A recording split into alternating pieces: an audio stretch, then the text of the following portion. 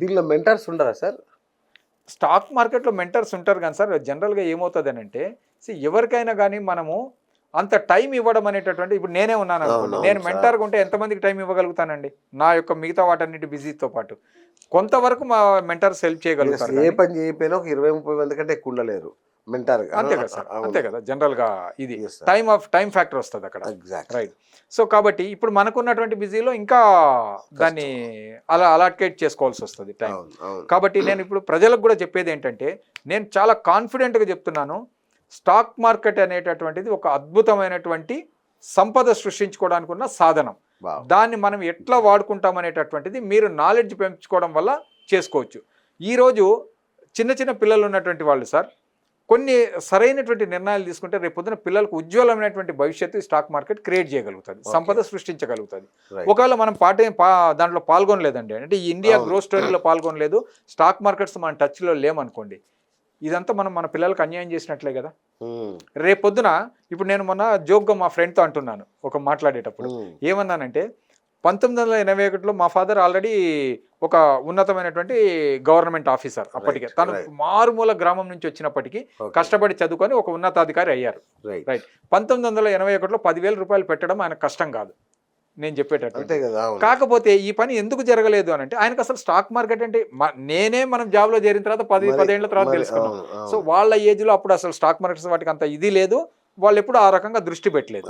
So నేను జోక్గా మా ఫ్రెండ్తో అంటుంటానంటే ఒకవేళ 1921లో మా నాన్న 10,000 పెట్టి వదిలేసిండింటే ఈ రోజు నేను 1,500 కోట్లకో 1,200 కోట్లకు అధిపతి అయ్యిండేవాడిని అంటాను. రైట్. సో వాళ్ళు తెలియక చేయలేకపోయారు. సో తప్పేం లేదు వాళ్ళది, మనం ఎక్కడ తప్పుపట్టడానికి లేదు. కానీ ఈరోజు ఇంత సమాచారం ఉన్నటువంటి యుగంలో కూడా మనము సరైనటువంటి నిర్ణయం తీసుకోకపోతే మన పిల్లలకు భవిష్యత్ తరాలకు మోసం చేసిన వాళ్ళం ఏమవుతామని నా వ్యక్తిగత ఫీలింగ్. కరెక్ట్ చెప్పారు. ఫైనాన్షియల్ లిటరసీ అనేది చాలా ఇంపార్టెంట్. సో ఈరోజు నేను కొన్ని 2-3 కేసులు అంటే యాజ్ ఎ బ్యాంక్ మేనేజర్ చేశాను కదా సార్, నేను చూసినటువంటి చెప్తాను. ఏ ఇన్వెస్ట్మెంట్ మనం చేయాలన్నా ఒక ప్రిన్సిపల్ గుర్తుపెట్టుకోవాలి సార్, SLR ప్రిన్సిపల్ అంటాం. ఎస్ఎల్ఆర్ అంటే సేఫ్టీ, లిక్విడిటీ, రిటర్న్స్. సేఫ్టీ అనేది మనం పెట్టినటువంటి క్యాపిటల్ ఏదైతే ఉంటుందో అది పోగొట్టుకోకుండా ఉండే విధంగా ఉండాలి. రైట్. తర్వాత రెండవది లిక్విడిటీ, అంటే నాకు అవసరమైనప్పుడు డబ్బు నాకు అందగలగాలి. అంతే కదా అవసరానికి. మూడవది రిటర్న్స్ అనేటటువంటిది మిగతా ఇన్వెస్ట్మెంట్ క్లాసెస్తో మనం పోల్చినట్లయితే అది పెరగడానికి అవకాశం ఉండాలి. ఎంత ఎక్కువ రావాలంటే ప్రతి మనిషి సహజంగా ఆశిస్తాడు ఎంత ఎక్కువ రావాలనేటట్టు. ఇక్కడ నేను బ్యాంక్లో చూసినటువంటి 2-3 కేసెస్ చెప్తాను సార్. నేను వ్యక్తిగతంగా చూసినటువంటి NRI ఒకతను ఉన్నాడు, బాగా డబ్బు సంపాదించుకున్నాడు, మిడిల్ ఈస్ట్లో పనిచేసి ఇండియాకు వెనక్కి వచ్చేసాడు, ఇక్కడ ఏదో చేసుకుందామని వచ్చాడు. వచ్చిన తర్వాత ఏం చేశాడంటే దాదాపు 3 కోట్ల రూపాయలు ఎంతో ఆయన సంపాదించుకున్నాడు, ఇంకెంతో కొంత ఎక్స్ట్రా ఉంది. ఆ 3 కోట్లతో ఒక మంచి ఇల్లు కట్టేశాడు. రైట్. హైదరాబాద్లోనే మంచి ఇల్లు కట్టాడు. తర్వాత ఏదో చేద్దాం అనుకున్నాడు, బహుశా కుదిరినట్లేదు, ఆయనకి ఆదాయం అనేది రెగ్యులర్ ఆదాయం స్థిరపడలేదు. ఈ లోపల అతనికి ఆరోగ్య సమస్య వచ్చింది, హాస్పిటల్లో చేర్చారు. రైట్. 10 లక్షలు అవసరం కావాలి అప్పుడు. రైట్. వాళ్ళు ఎంత క్షోభ అనుభవించారో నేను అప్పుడు చూశాను సార్. 3 కోట్ల ఆస్తుంది, బ్యాంకింగ్ చుట్టూ తిరిగితే నిరంతరంగా రీపే చేసేటటువంటి ఆదాయం ఆయన దగ్గర లేదు కాబట్టి బ్యాంకులు అప్పు ఇవ్వవు. అయ్యో. రైట్. అసెట్ అనేది ఓన్లీ జాగ్రత్త కోసం, కానీ నువ్వు రీపే చేయాలి కదా, బ్యాంకు ఆ అసెట్ని అమ్ముకోవాలనుకోదు మీది. సో రీపే చేసే క్యాపబిలిటీ నీకు లేదు కాబట్టి, నీకు స్థిరమైన ఆదాయం లేదు కాబట్టి లోన్ ఇవ్వడానికి కుదరలేదు. సరే. రెండవది తీసుకుంటే ఆస్తిని అమ్ముదామనంటే ఎప్పుడైనా మీరు ఇబ్బందుల్లో ఉన్నారనుకోగానే మీకు డిస్ట్రెస్డ్ సెల్లింగ్కి పోతుంది. అది ప్రజలకు బయట తెలిసిందంటే చాలా తక్కువ చేసి అమ్ముతారు, అది మీరు చూస్తూ అమ్మలేరు. రైట్. ఇది ఒకటి.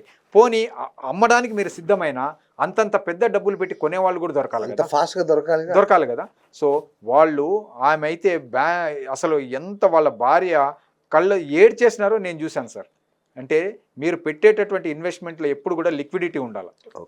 ఇది ఎంత 100 కోట్ల ఆస్తి ఉండొచ్చు, ఇల్లు నీకు అవసరానికి పనికి రాకపోతే ఏం లాభం, అంతే కదా. సో ఇది ఒకటి నేను చూసినటువంటిది.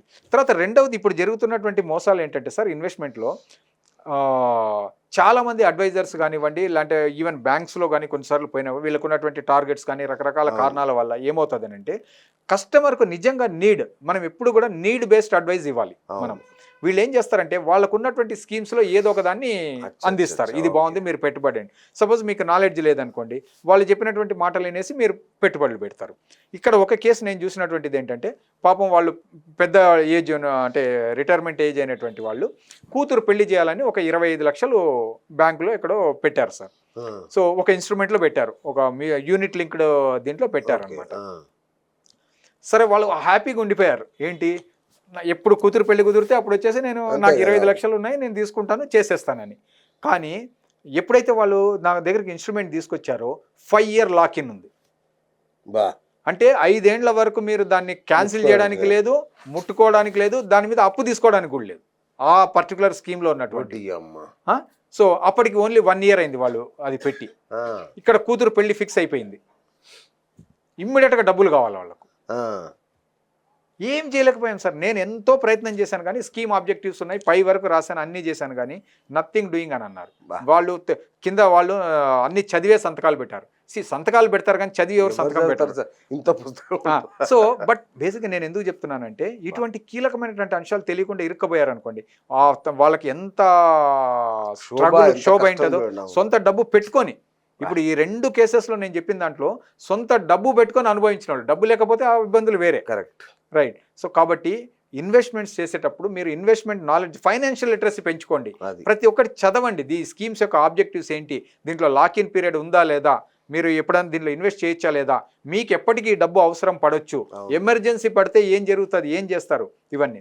స్టాక్ మార్కెట్ ఎందుకు బ్యూటిఫుల్ అంటానంటే సార్, నేను ఈ రకంగా కంపేర్ చేసినా కానీ స్టాక్ మార్కెట్లో సేఫ్టీ అనేది మనం కొంత పక్కన పెడదాం. అక్కడ అది పక్కన పెడితే లిక్విడిటీ అనేది ఏంటంటే ఈ రోజు కావాలంటే అది పెరిగిందా తగ్గిందా పక్కన.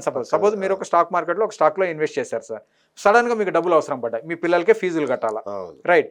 అది మార్కెట్ పెరిగిందా తగ్గిందా పక్కన పెట్టండి, టక్కని మీరు పోయి 1 సెకండ్లో మీరు దాన్ని సేల్ చేసేయచ్చు మార్కెట్ టైంలో. T+2 సెటిల్మెంట్లో 2వ రోజు మీ బ్యాంక్ అకౌంట్లోకి వచ్చి డబ్బులు పడిపోతాయి. మీరు ఒకరిని దేబరించాల్సిన పని లేదు, ఒకరిని అడుక్కోవాల్సిన పని లేదు, మీ డబ్బు అనేది మీకు ఇమ్మీడియట్గా రైట్ రాయల్గా వచ్చేస్తుంది, రైట్. ఇది లిక్విడిటీ అనేటటువంటి అత్యంత లిక్విడ్ దాంట్లో ఒకటి. సూపర్. తర్వాత రిటర్న్స్ పరంగా నేను చెప్పాను, లాంగ్ టర్మ్లో మీరు స్టే చేసి మంచి స్టాక్స్ ఉంటే కన్నా మీరు ఊహించినటువంటి రిటర్న్స్ ఇచ్చేటటువంటి అవకాశం ఉంది. సేఫ్టీ కూడా ఏంటంటే మీరు మంచి స్టాక్స్లో ఇన్వెస్ట్ చేసి జాగ్రత్తగా దాన్ని మానిటర్ చేస్తే సేఫ్టీ కూడా ఉంది సార్ స్టాక్ మార్కెట్లో. అంటే ఖచ్చితంగా సేఫ్టీ ఉందని మనం చెప్పలేము. 50 ఇలాంటి వాటిలలో అట్లని కాదు సార్, ఏదైనా స్టాక్ను మనం ప్రత్యేకంగా అనలైజ్ చేయాల్సి ఉంటుంది. నిఫ్టీ 50 అంటే ఏంటంటే దీన్ని ఒక ఇండెక్స్ అంటాం సార్. ఇండెక్స్ అంటే ఏంటంటే దేశంలో ఉన్నటువంటి నేషనల్ స్టాక్ ఎక్స్చేంజ్లో లిస్ట్ అయినటువంటి కంపెనీస్లో ఫ్రీ ఫ్లోట్ క్యాపిటల్ మార్కెటైజేషన్ ఎక్కువ ఉన్నటువంటి మొదటి 50 కంపెనీలను తీసుకొచ్చి దాంట్లో పెడతారనమాట.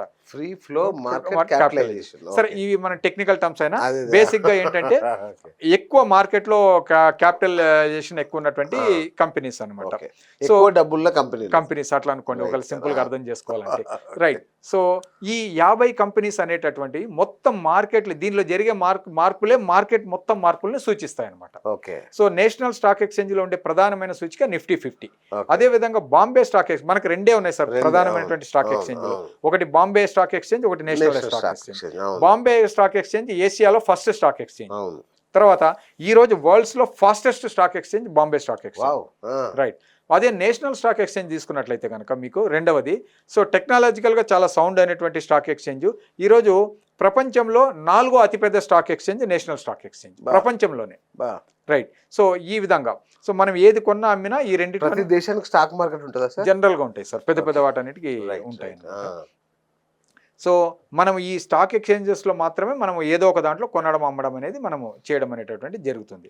సో ఈ ఇండెక్స్లు అనేటటువంటివి మొత్తం ఓవరాల్ సూచిక మనకు తెలియజేస్తాయి. అయితే ఒకటే ఇండెక్స్ ఉంటుందంటే లేదు, చాలా ఇండెక్స్లు ఉంటాయి, మళ్ళీ థీమ్ బేస్.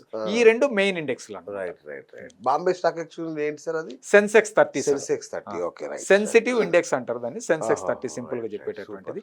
దాంట్లో 30 కంపెనీలు ఉంటాయి. మనం నిఫ్టీ 50లో 50 కంపెనీలు ఉంటాయి. Super sir.